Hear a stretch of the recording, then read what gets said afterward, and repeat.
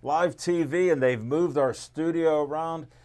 We had great desks here. We're down to one desk, and for some unknown reason, graphically, the desk will look good in front of us, but right now we're sitting about 7-8 feet behind.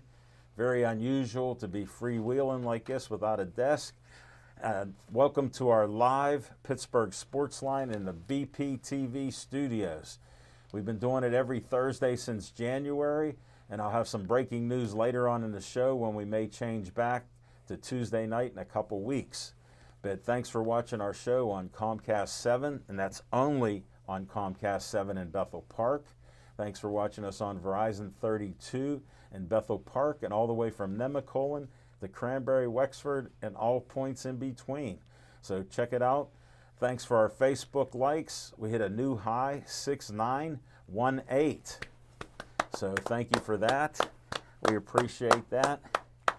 And we got some sports and some entertainment. We're not sure what Smokin' Jim will say, as we always know, but we know he's an honest man.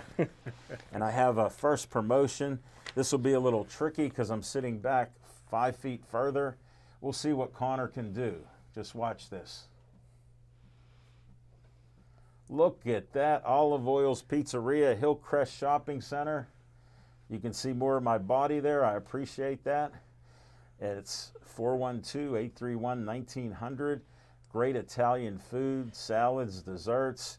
I think they'll even have the Italian ice coming up. They always have that in the summer. Very good. And just go there, tell them the talking machine sent you. All right, we'll toss my one thing down. Next up. We end each show. We'll see what Connor can do. By the way, Connor does a great job. 1, 2, 3. Boom! Another 3 points for Gateway. Let me explain that disclaimer.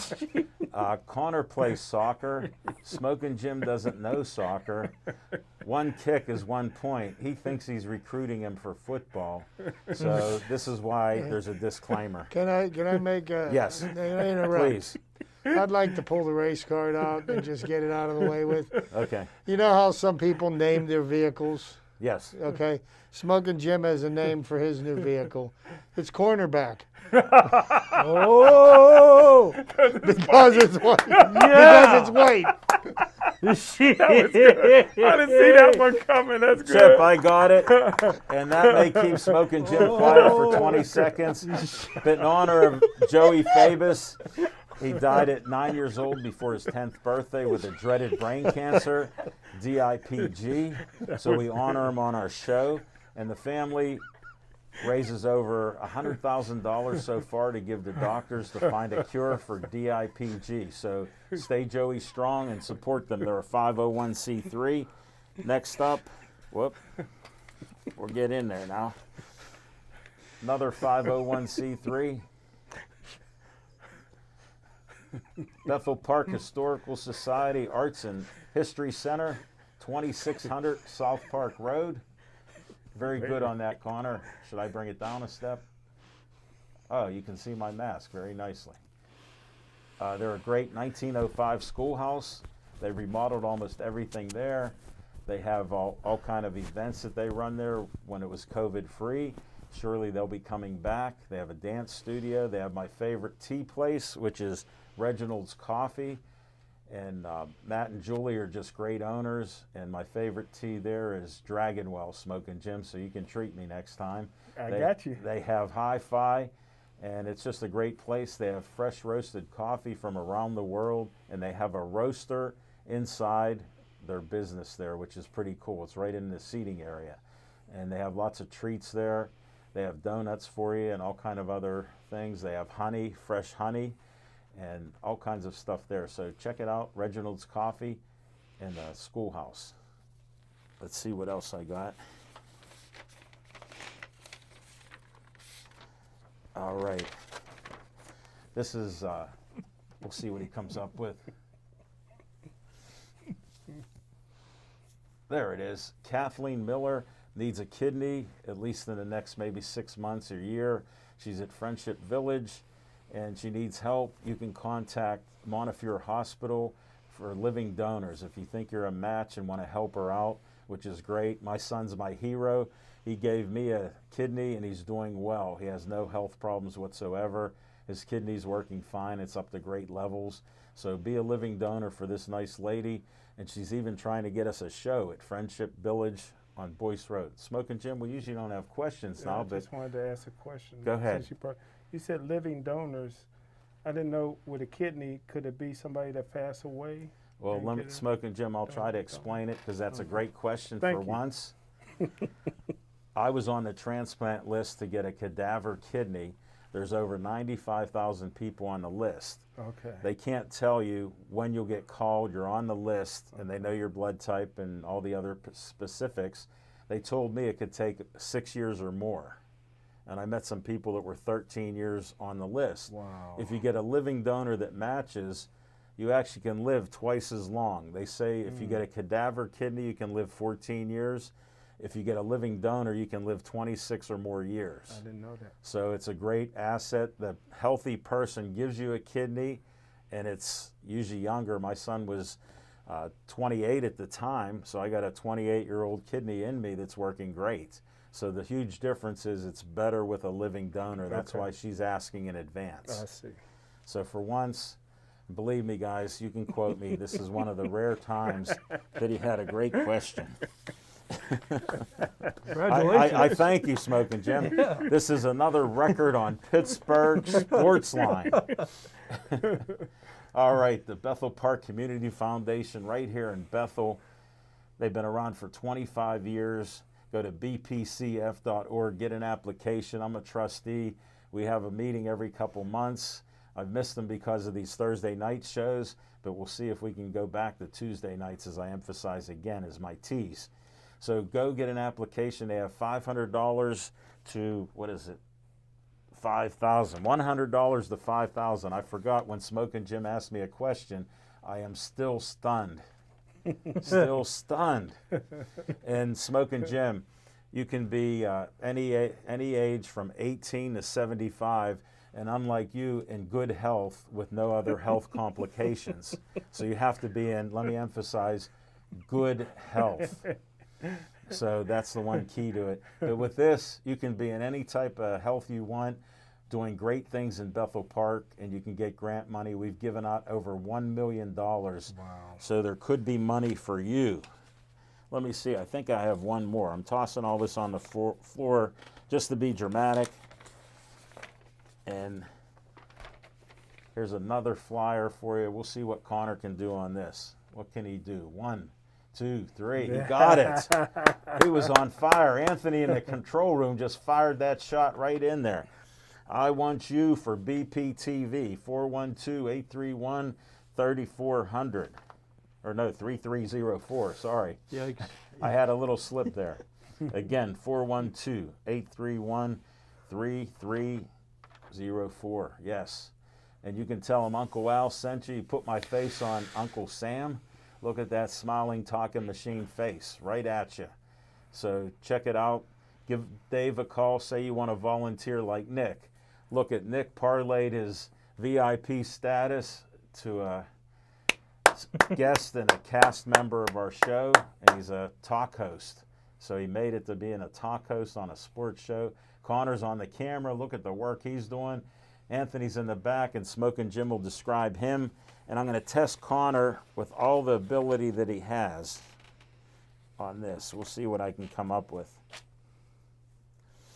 I'm going to get a little exotic on this. I'll see how we do with this. 3, 2, 1. Up, 3, 2, 1. Look at that with the paper clip. Great use of a paper clip. Skeet Service Station. Thank you, Nick. Skeet Service Station 6103. Library Road, Finleyville, about 6 miles away here. Red, White, and Blue Station. Smoking Jim and I have been there. Skeets Lewandowski is the owner. He works on anything and everything that runs on gas. They're even fixing electronic devices, and they just do great work on cars. And they're still in business even with COVID. They survived all of that. So if you can go out and give business to them, Skeets Service Station. Can't miss it. Red, White, and Blue. Every Monday they have a smorgasbord with most of the stuff you or I can't eat, but Smoking Jim makes sure he does. So just check that out. And that's one of our sponsors, and he sponsors What's on Your Mind. So I got to go to Smoking Jim Frazier. What's on your mind here? Thanks, Al Levine, the talking machine. And if you want the green, Coming at you you. got to see Levine. You had some green in your ears, brother. I almost I left it there. I just almost pulled a Dikembe Mutombo on that one. Yeah, I Slap like it that back. commercial. And on today, I know we said it off the air, but I got to tell all our family and friends, I go to the casino, I believe it was Saturday, Yes, it was Saturday. and I see Al Levine, the talking machine, doing this, getting ready to throw that dice. Did you learn how to throw dice when you lived on the hill? Al Levine, the talking machine. Smoking Jim. In between your legs, that's where there. Smoking Jim and friends. I'm so disappointed in an honest man lying. Anybody that knows me knows that I'll bet on a horse before I'll bet in a casino. You never threw dice? No. And the answer to that is he didn't see me doing that. I saw some guy dressed in black, and the lighting was so bad, I saw eyes and teeth coming at me. So I go, I'm not being racist, I'm just saying. Look at what he's wearing now. He didn't even have a white mask. He had a black tape across his lips and nose. He had black tape. Oh my! And I asked him one question. I didn't even say, "How are you doing?" I go, "You going to bed at the sports book?" He goes, "Yeah, I'm going to make some money." I go, "Let me hold the $250 right now. I'll give it to you on Thursday." He refused, and let me tell you what I heard after I asked, "Did you win?" The crickets came out. So he can tell whatever he wants. I was there, and it was great to be back in the casino, and we may have a future show there. We'll see. He might got you hooked on it. But hey, I Al know. Levine, I already liked it before. I buddy. tell you what, Al Levine, the talking machine, I need your help. All the money that I've been winning on the Pirates, betting against them lately, when I get enough money, Al Levine, the talking machine, I'm going to hire you as my manager. You looking for a job? Yeah, for a fee.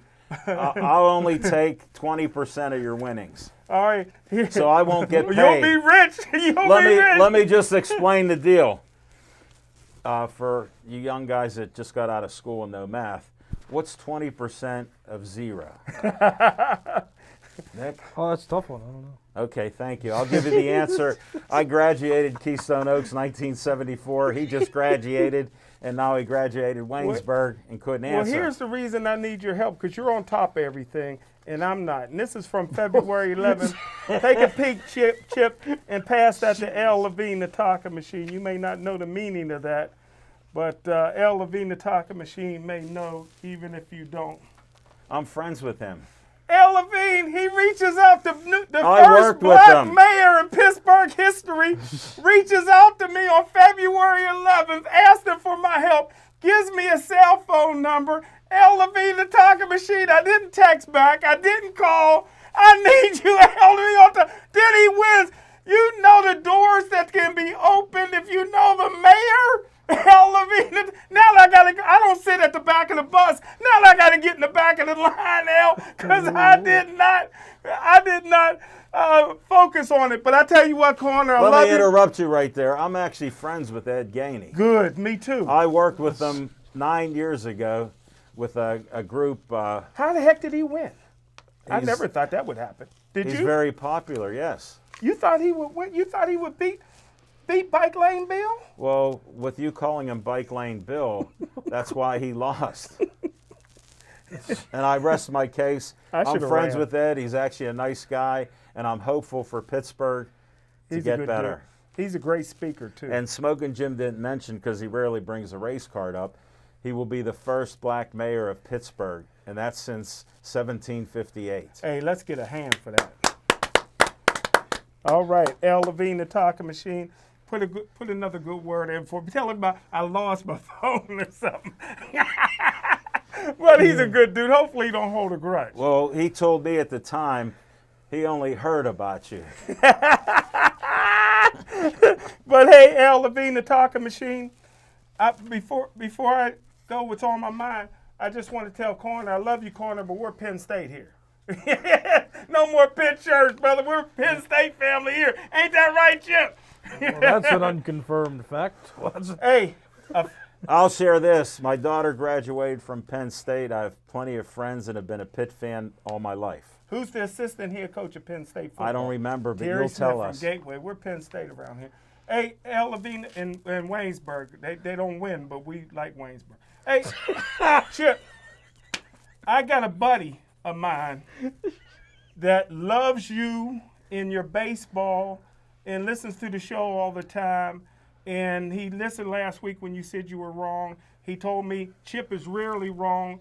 The only time Chip is wrong is when he disagrees with you. And that's fact. I agree, Chip. It's a rarity, You can laugh at but that. that's the only time you're wrong. Disclaimer, if you've watched the show more than 2 months, you know Smoking Jim has about a 20-30 rate of winning. 20 to 30. And here, L. Levine, the talking machine, here's something that Chip can get back on the winning track with. The WPIL, listen, Chip, we're talking about a white family. Transferred to Gateway, the Birch family. Now, you can even get in on this, Nick. Yeah? Why would you? Two brothers transfer to Gateway on the same day. One's in going to 10th grade, the other one will be a senior. The WPIL rule, the senior is eligible, but the sophomore is ineligible. They came from the same house. It's the same reason that they transferred. That is wrong, isn't it, Chip? Yeah, especially if it was because of athletics. And Chip agrees with me again. But here, Disclaimer. He just did not. Disclaimer. Did anybody hear Chip say, I agree with Smoking how Jim? can that be right? One brother's can't. Well, They both play football. They're both all Let me state. guess. The sophomore's a better athlete. No, Yeah, here's that what is true. happened. I'll That is explain true. what happened so What Smoking happened? Jim can understand. What happened? First of all, their ages, and the younger guy wants to be a doctor. So they said, you know what? We don't graduate anybody going to medical school. That's what I heard. That's what I'm saying. I'm gonna wrap this up in 30 seconds. I hope so. Doubtful. I got to do a weekly thing on the greatest basketball player of all time, Wilt Chamberlain. Wilt Chamberlain career, 30 points, 30 rebound games, 128. Guess how many second place? 62. Bill Russell second place with 3.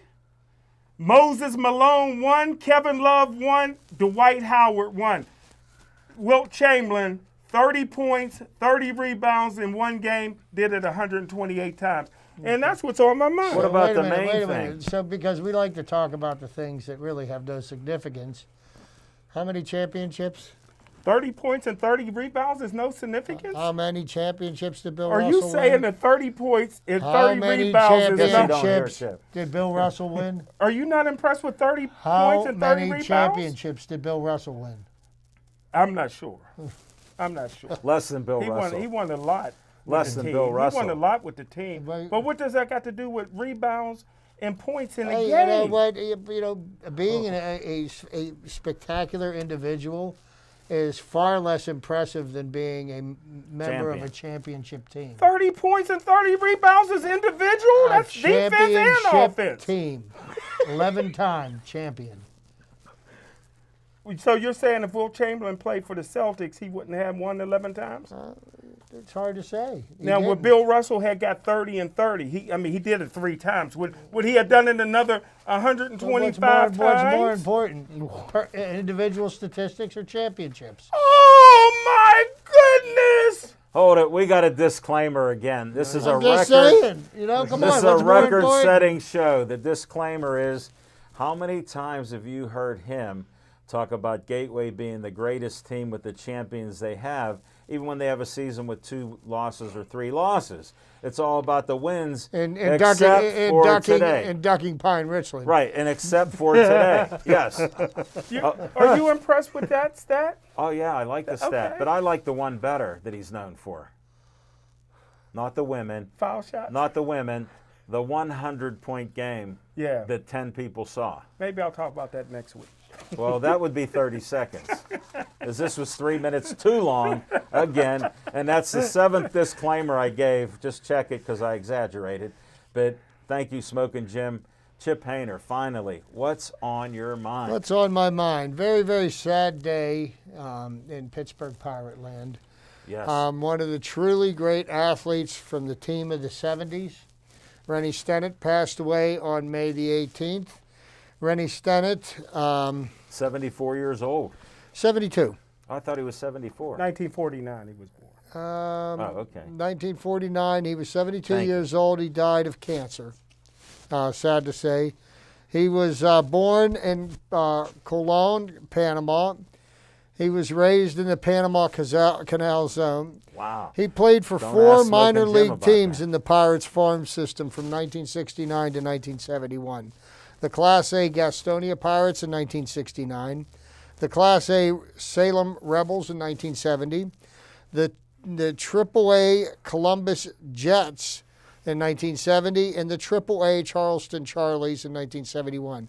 He made his major league debut on July the 10th, 1971, at the age of 20, leading off for the Pirates, going 0 for 4 against the Atlanta Braves. He collected his first major league hits a week later, going 2 for 4 against the Padres.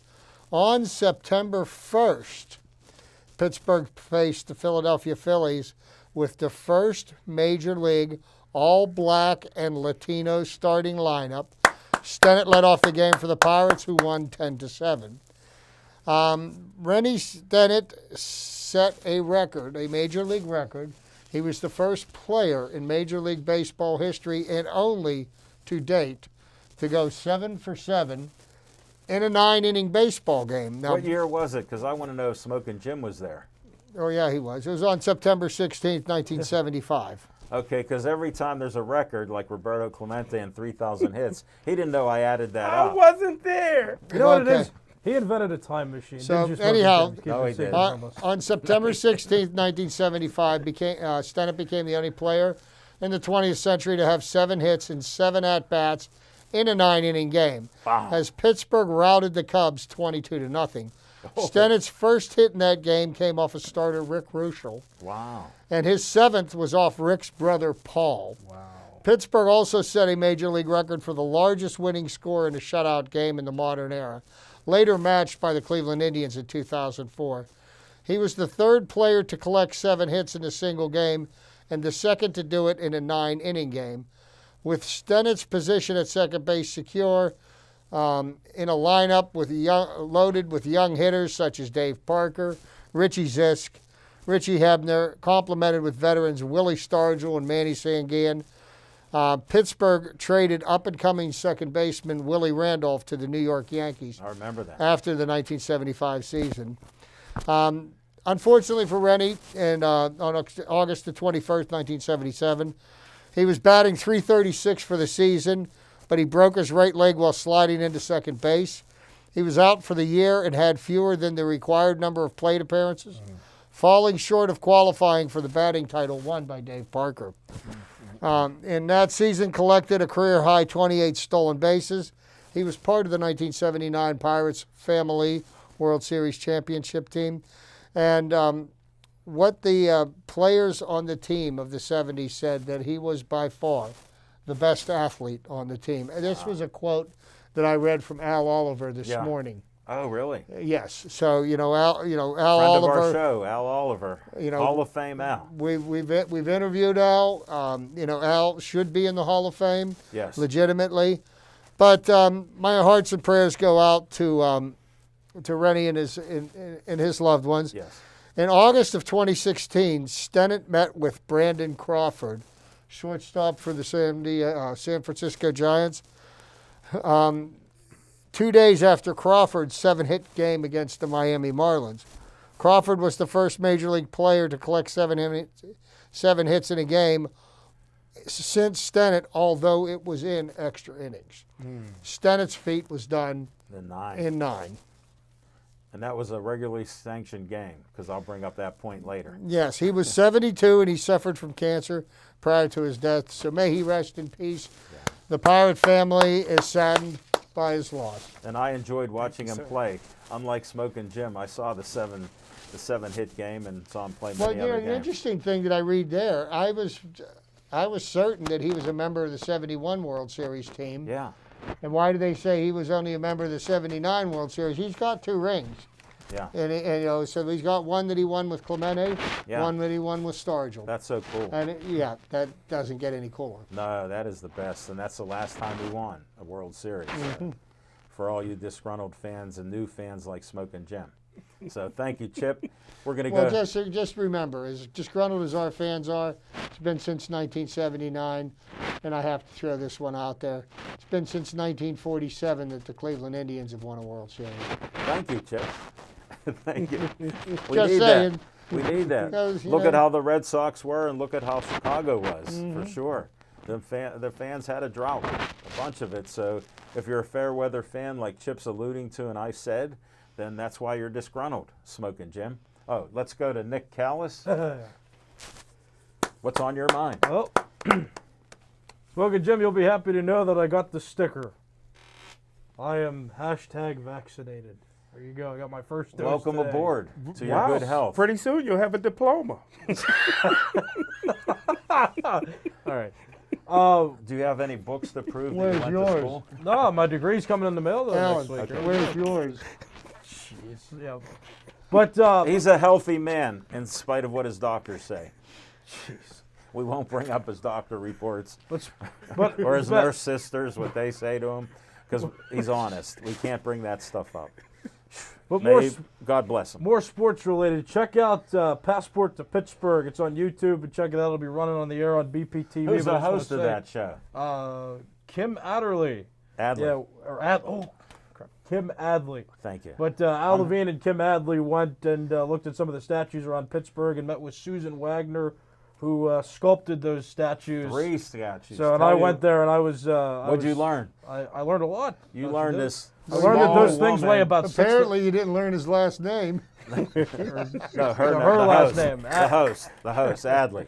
Kim Adley. Yeah. Yes. No, but I learned those things are up like what 6,000 pounds, something Yeah, like that. They're pretty yeah. bronze statues. But check out the episode though, and you'll learn more. And I just wanted to bring that up because I found it interesting just covering it and you know putting it on the air. So And she's only check it about out. 5 foot tall and created these 12-foot statues. And I'll give you the little tease on the show. She signed her name S. Wagner because they had a competition, and she won. She goes to the meeting with the executives of the Pirates and all the people involved, and they go, "Who are you?" She goes, "I created the Roberto Clemente statue that you guys chose, and I'll be doing it." And they go, "You're a woman." She goes, "I've been an artist since I'm 18 years old." They go, "Can you do it?" She said, "Yes." And look what we have to look at. And the one thing I had to share as we learned, Nick and I and Kim Adley, we learned that the way Roberto statue is put there looking in the stadium, we look at his butt when we come to see him, and she wanted him facing out after he hit a home run because that's the pose he had, Chip, after he hit a home run. She got it from pictures and stuff, and you know how realistic it looks and how great it is. She goes, "I wanted it turned around, and the Pirate management refused it. She don't know who decided it, but that's why you see his butt when you come across the Clemente Bridge and see him there. Because I always wondered, why isn't he facing us greeting the fans?" Yeah. It's not her Well, you know decision. what? I would find it hard to believe that somebody wouldn't find a way of blaming Bob Nutting from that, even No, though it wasn't. even though he didn't own the team at the time. No, Chip, we're not rewriting history like people do. There was no nutting involved. She said Pirate management at the time. So no nutting came up. I want to drop a fact about Susan Wagner for Smoking Jim. She graduated from Pitt. Excellent. And that's what's on my mind. All right. what's on my mind is I see something the other day or that we have 6 no-hitters in the Major League Baseball. And I wanted to know what the record was, so I had to read the article. And I'm thinking if we have 6, in my book we have 7 because they rescheduled that game that Baumgarten pitched and had a 7-hit no-hitter, and that was a legal, scheduled game. I'll dive deeper into I this. figured you would, but that's why I wanted to bring it segment. up. No, but that's why I feel that way is watching baseball my whole life. But I heard the record is 7 in a year, like I said, and we're at 6 in the first quarter of the season.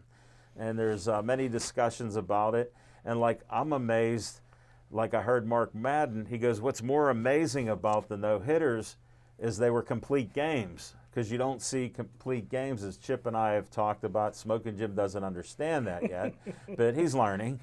But, that's why I wanted to hear some of your info on that, Chip, because I know you would dig down. I will dig deeper into that shortly. Okay. Well, we'll cover it on your segment then. Yes, sir. Oh, okay. Then I won't give you the floor.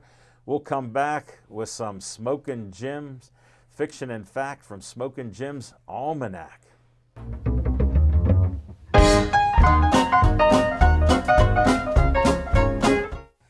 Thanks, Al Levine, the talking machine. And I tell you what, we just seen my good friend Mickey Saunders, who went to a high school near Gateway. He got the biggest Penn arms Hills. in the world. He's in the Guinness Book of World Records with 26-inch arms, right next to the Pirates with 21 losing seasons. Them records will never be broken. That's what I love.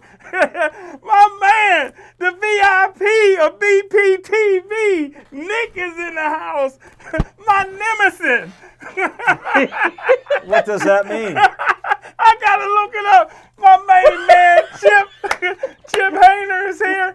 And I tell you what, the Golden Foot is in the house wearing a nice Penn State t-shirt. My man Corner's in the house. Hey, look, he got the curly fro going. Look at that. His hair growing out nice, man. Smoking Nice little Jim. afro. I got to throw the honest man out. Can you because- get some of your tan Well, stuff to him? Get him a little Look, darker. do I have a tan? I can't get a tan anymore. I'll take him to meet the mayor. He get a little darker with that fro. Smoking Jim, please spell out what's on his shirt. And It begins with a P and ends with a T. And I tell you what, Al Levine, the talking P-I-T-T. machine, Yeah. the guy that makes us look good. Who? You know what I mean? Never a hair out of place. Doing his things on the ones and twos. My main man, Anthony. Nobody's a better gamer than Anthony. Okay. Sure, he can throw some dice. But hey, Al Levine, the talking machine, this is what's on my mind. He's and not old enough to go not in the old enough to casino yet. I tell you what, He can't go in the I'm casino. going to be real quick. Finally. I got a bone to pick with the Tribune Review, and I'm going to find the guy that wrote the article, and I'm going to tell him to either detract it or I'm coming after him. And I'll talk about him on every show I'm ever on. Al Levine, the talking machine. Let's go. The fat black kicker for the punter for the Steelers.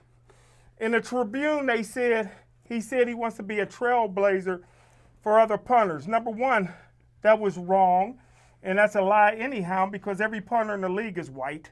Who's he trailblazing for? He said he wanted to be a trailblazer for all black guys Oh, to okay. I'm be glad punters. you clarified that. Yeah. And the Thank Tribune left that out. First of all, I got a problem with the Tribune and the fat punter because first of all, there ain't a black man on this earth that want to punt. If I had a son and he punt, I wouldn't even go to the game, Al Levine, the talking machine. Yikes. Two things we don't do. We don't punt and we don't hold for punts. My brothers. Nobody holds for punts. My brothers, for kicks. My brothers What, were extra the best, points? Or My field goal? brothers were the best athletes I ever seen. Yeah. They played running back, defensive back, basketball, fastest on track. You know what I mean? They played every position. They kicked off. They kicked extra points. They kicked field goals. Did they punt? I called a timeout when the coach asked them to punt.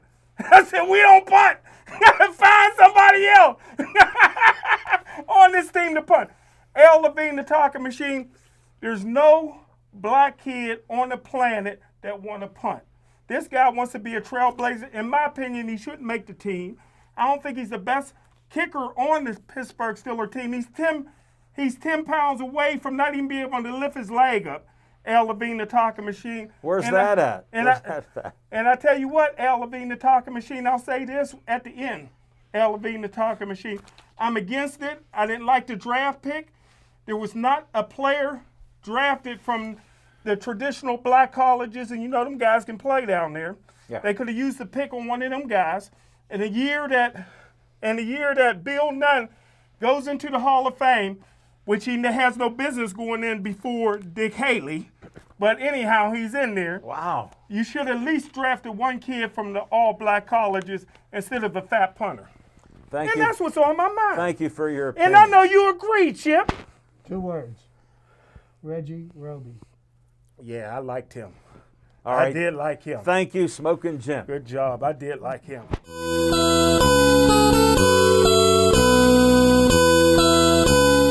Well, everybody, good evening. And Alan Levine, the talking machine, brought up the point of the staggering number of no-hitters that have been pitched so far in baseball this year. Yes. First off, I think this is a testament to the way the game of baseball is being played. And I think it's a travesty to the game because what the young players now think the game of baseball about is swinging for the fences at every pitch, irregardless of the situation or whether there are men on base or not. It's either swing and hit a home run or strike out 18 times in a row in the process of trying to hit that home run. Hold on, okay? The game of baseball was built on hitting the baseball. The greatest players in the game were able to hit the ball to all fields. The game of baseball is more exciting when you don't have people standing around waiting for the next home run, when you're getting consistent hits. So the quality of the batsmanship has gone in the toilet. Every year for the last 11 years, we have set records in the number of strikeouts for each season, and we're on pace to set a new record this year. So the emphasis on hitting the baseball has been thrown out the window in lieu of OPS or adjusted slugging percentage and hitting the ball 500 feet. Well, the funny thing is these muscle-bound jerks can't seem to hit the ball as far as Willie Stargell did or Mickey Mantle, and they did that 40, 50 years ago with balls that weren't juiced like they are now.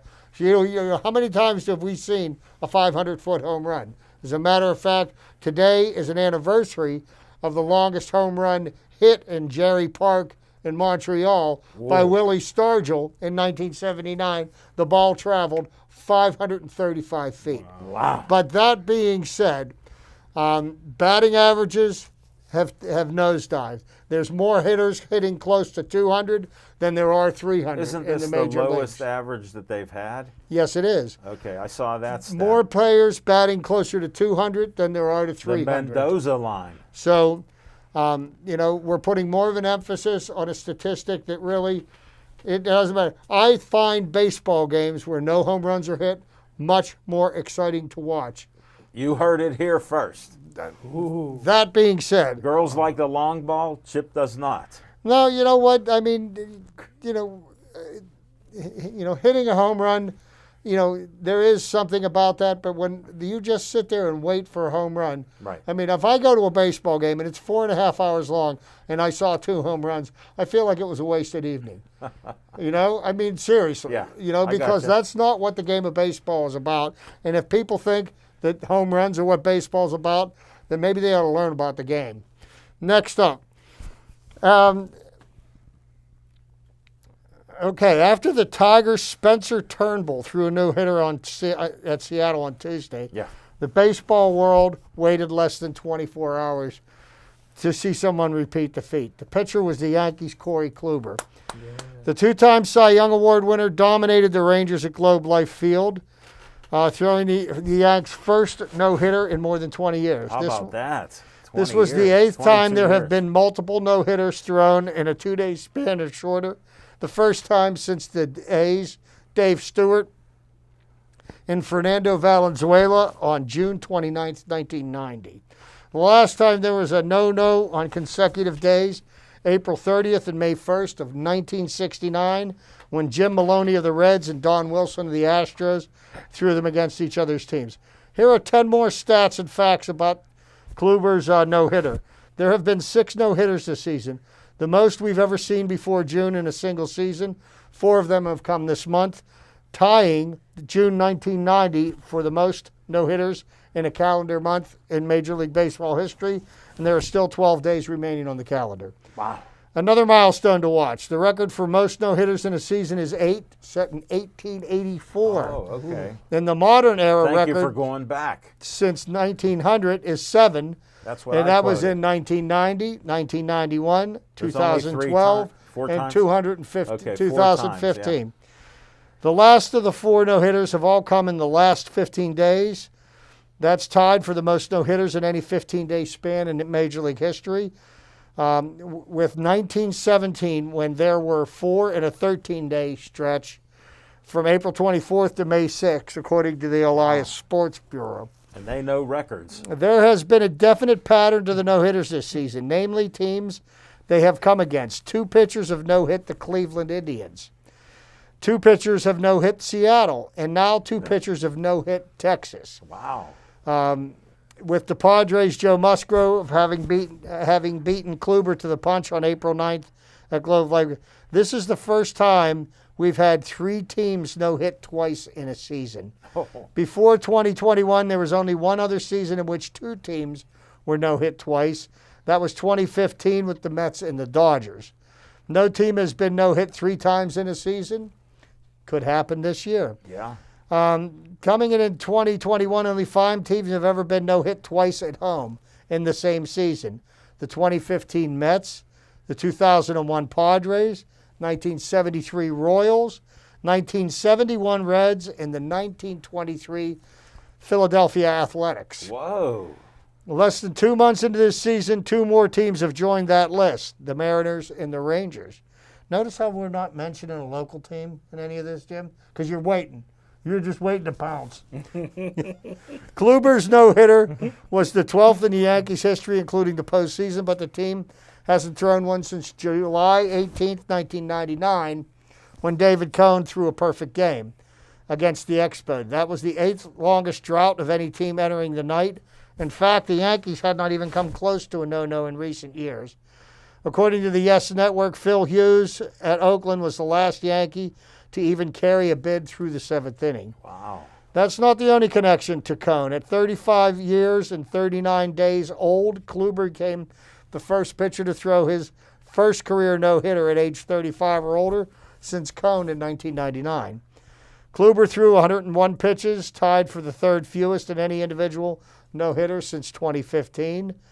Lucius Giolito threw 101 pitches in his no-no last season against the Pirates. Wow. The only pitchers with fewer pitches in a no-hitter in that span was Edison Volquez, 98 in 2017, and James Paxton, 99 in 2018. Wow.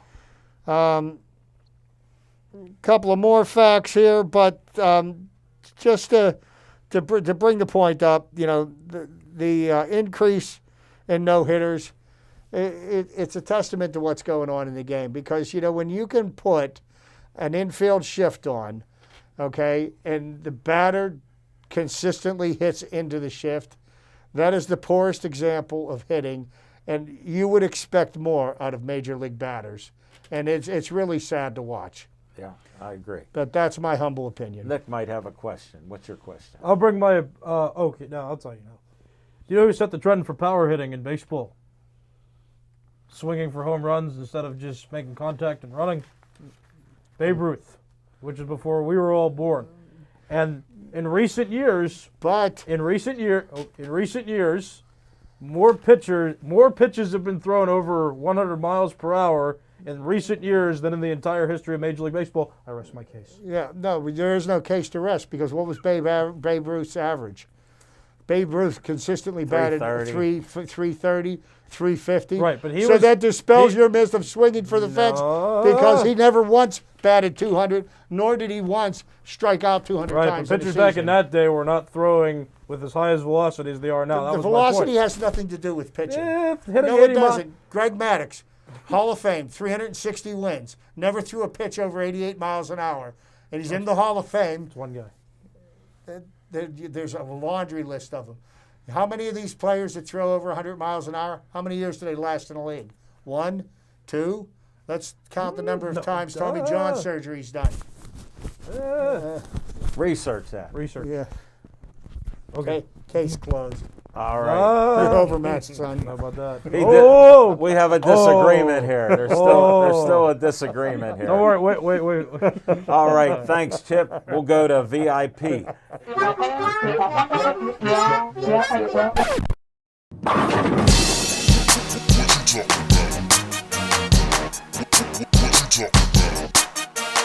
VIP time. Very important positions.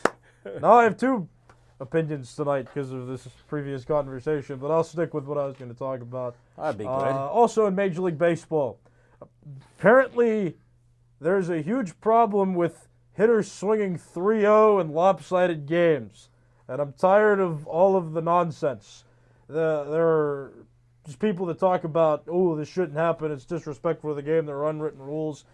And I'll tell you, Tony La Russa had the most awful display of a press conference when addressing this. Did anybody see that? No, I didn't see Oh it. my goodness, you got to look at it. He said he kept apologizing to the Twins for his player hitting a home run.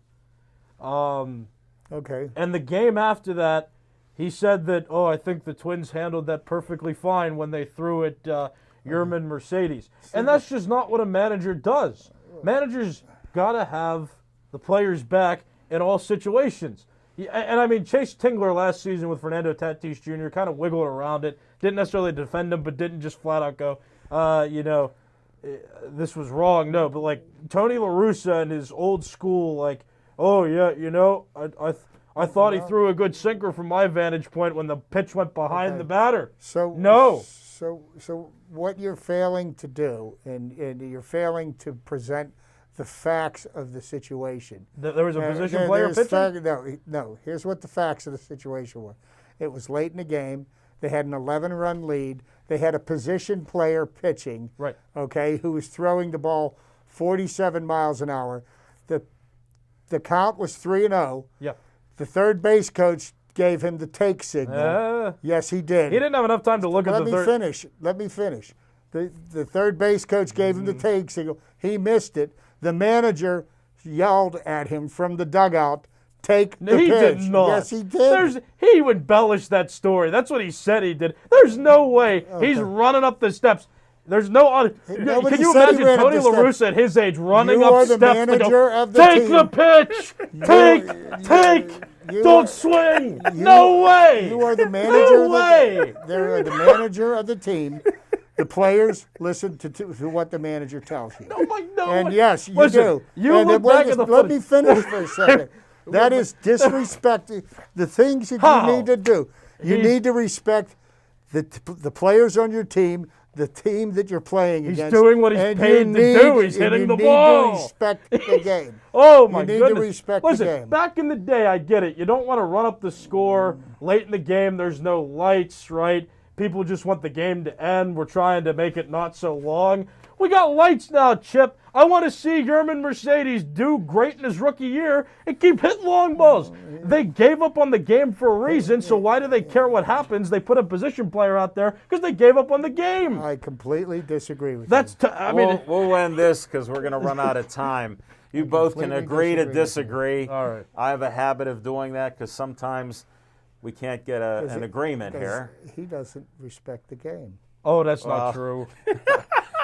Come on, where's your disclaimer for that? The disclaimer is we'll have you both agree to disagree because he has his opinion on respect and you have your opinion on respect, and they don't meet. I'm the arbitrator. Smoking Jim. Oh, that's what we. If you can spell it, you can be it. He can't spell Oh, it. and by the way, Babe Ruth's career batting average was 342. No, I get that, but pitchers weren't throwing that hard back in his day. That's all I'm saying. All right, you two can carry on after the show. I agree to disagree, and we'll move on to my segment here.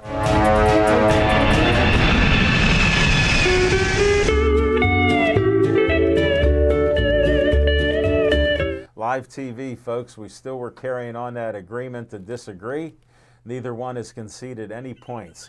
Smoking Jim has thrown something out about a guy that was on the clear, and he never would intentionally take anything to make his head get 5 sizes bigger.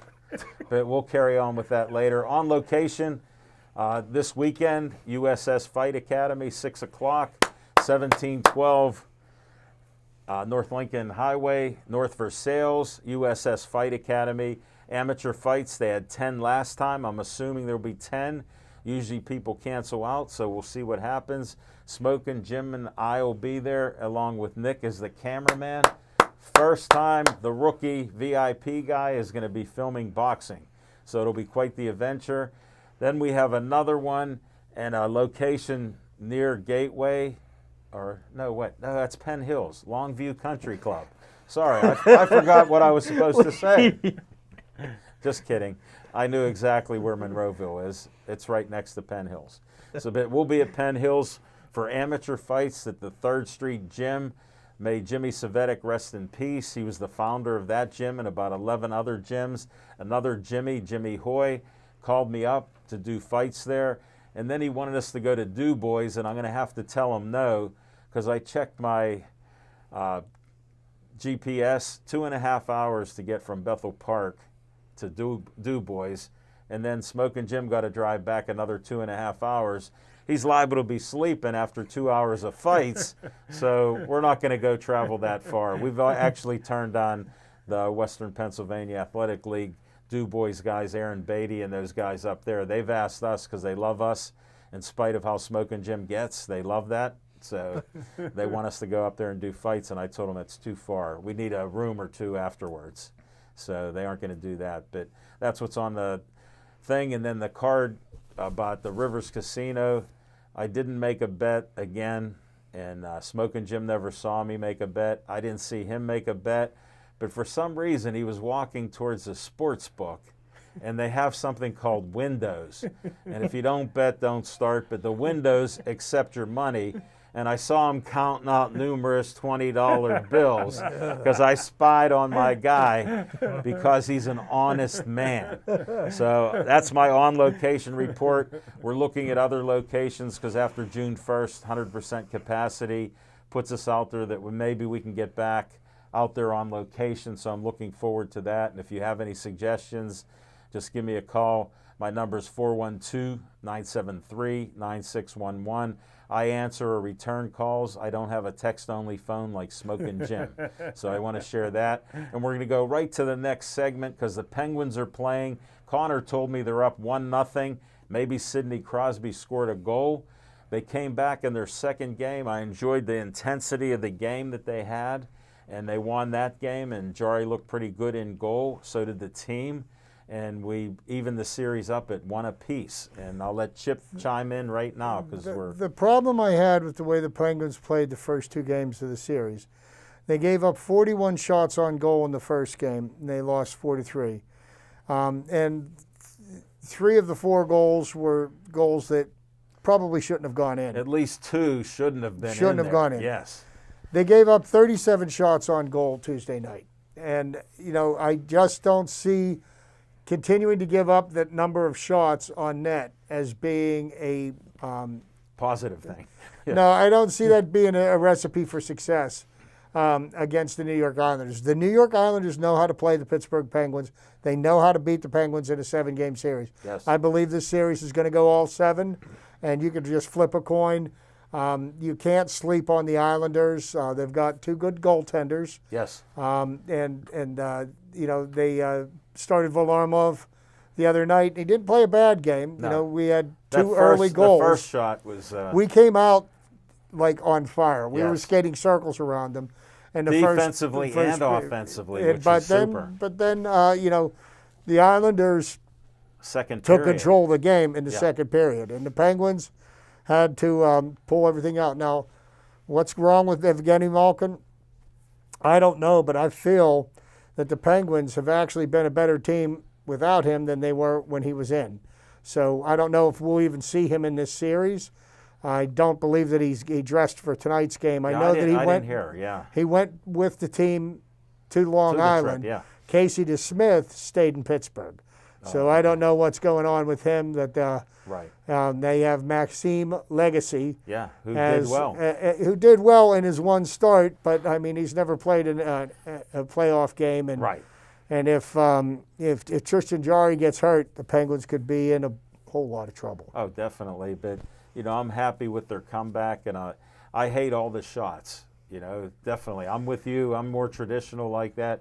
Keep it under 30, and I like our chances that way. The way Letang played, I appreciate his skills and what he did. He actually looked good, and he's with the system, which you and I both appreciate. Well, to be honest with you, I think the Penguins' top defenseman is Dumoulin.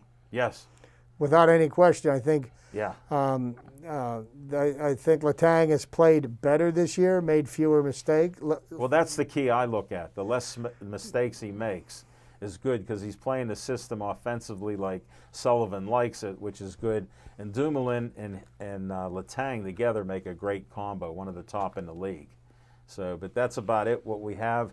Thank you for watching another one of our shows. We appreciate that. And we're thinking about moving our June 10th show to June 8th. So the week of the 7th, look for us possibly on 7 o'clock Tuesday night back in our own time slot. And please stay Joey strong.